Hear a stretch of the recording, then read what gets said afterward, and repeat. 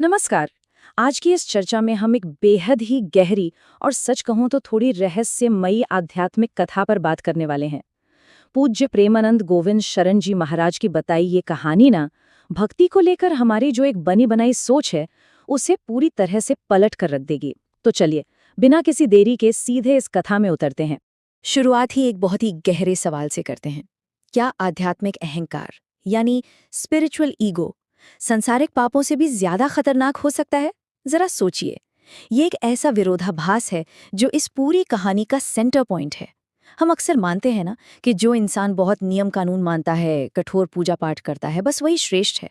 लेकिन आज की ये चर्चा हमारी इस धारणा को बड़ी जोरदार चुनौती देने वाली है।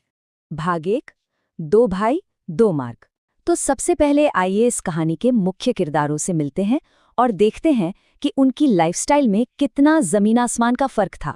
तो इन दोनों भाइयों का स्वभाव एक दूसरे से बिल्कुल उल्टा है। एक तरफ है बड़े भाई कोहलजी। ये एक बेहद कठोर तपस्वी हैं जो दुनियादारी से एकदम दूर 2400 घंटे बस भगवान के नाम और ध्यान में डूबे रहते हैं। और दूसरी तरफ हैं उनके छोटे भाई अलहजी।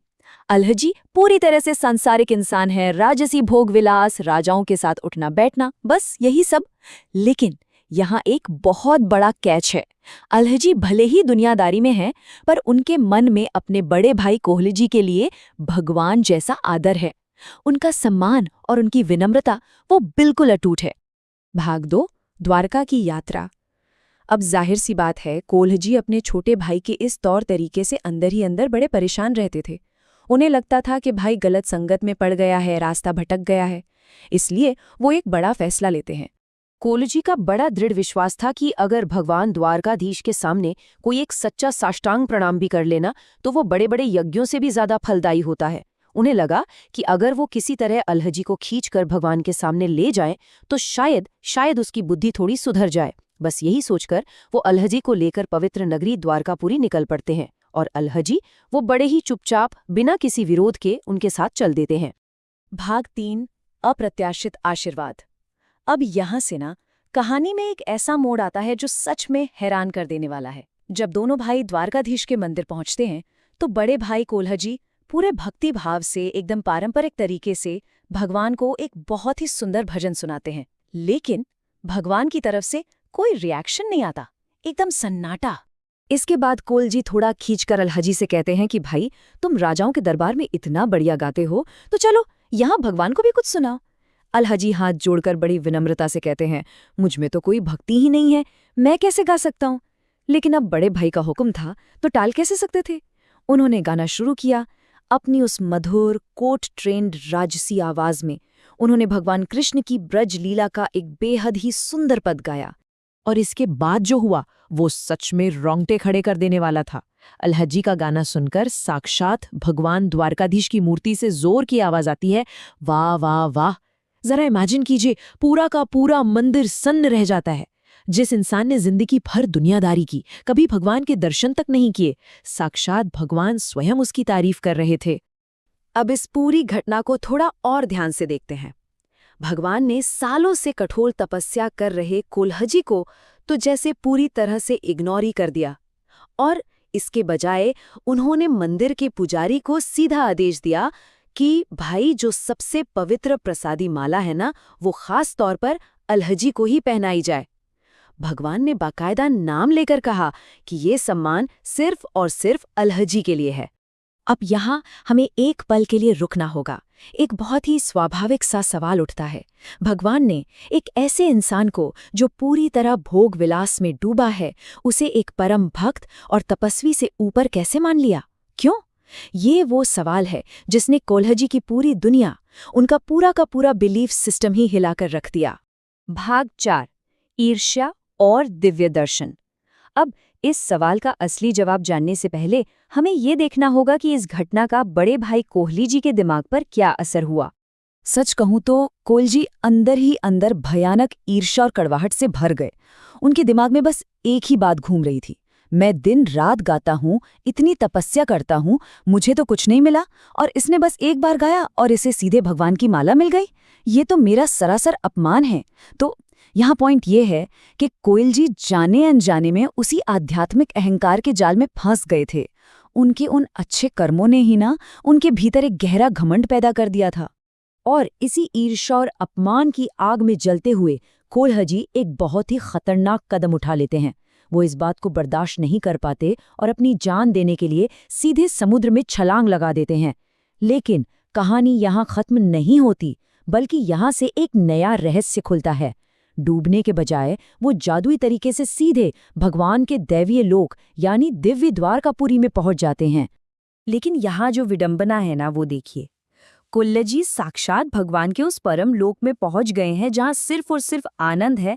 फिर भी उनके अंदर की वो जलन खत्म नहीं हुई है।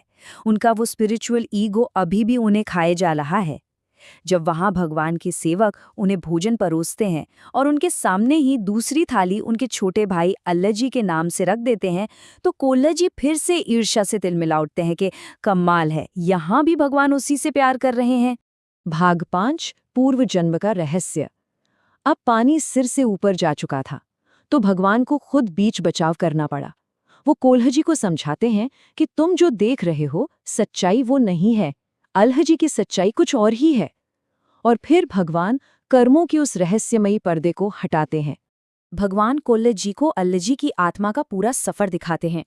असल में अल्लजी पिछले जन्म में एक राजकुमार थे जिन्होंने राजपाट सब छोड़कर घने जंगल में घोर तपस्या की थी। मतलब उनका जो पुराना आध्यात्मिक बैंक बैलेंस था ना, वो कोल्लजी की आज की तपस्या से कहीं ज्यादा बड़ा था। लेकिन फिर क्या हुआ?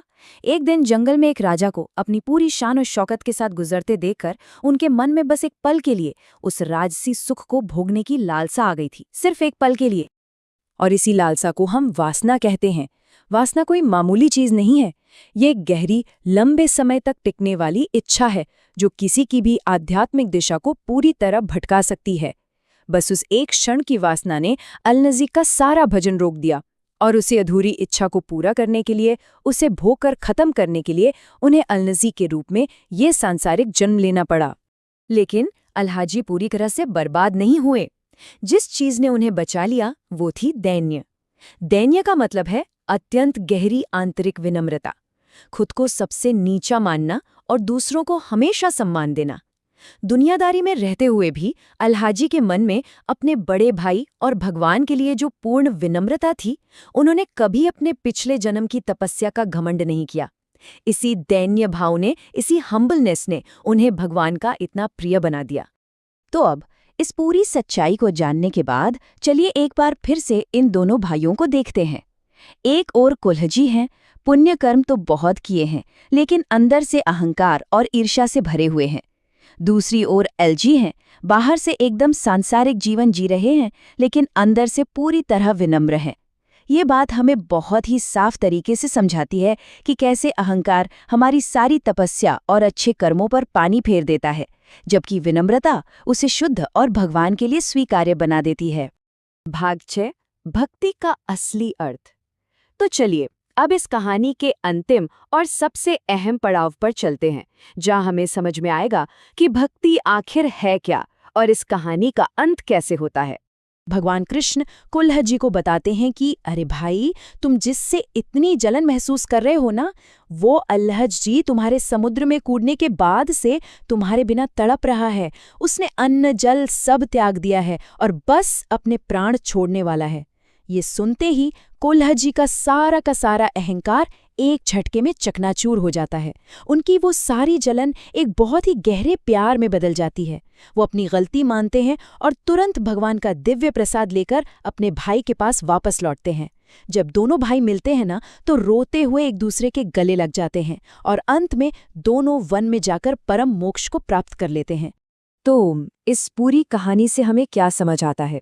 सबसे बड़ी बात यही है कि सच्ची भक्ति को सिर्फ बाहरी नियमों, कपड़ों या दिखावे से नहीं तौला जा सकता।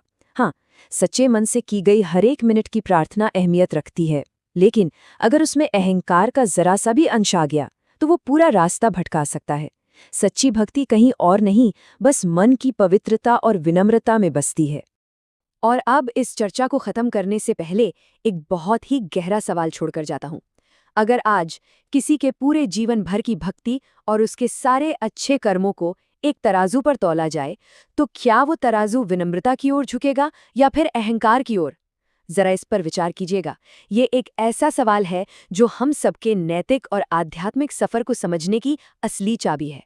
आज की इस चर्चा में हमारे साथ जुड़े रहने के लिए बहुत बहुत धन्यवाद। सीखते रहिए और हमेशा आगे बढ़ते रहिए।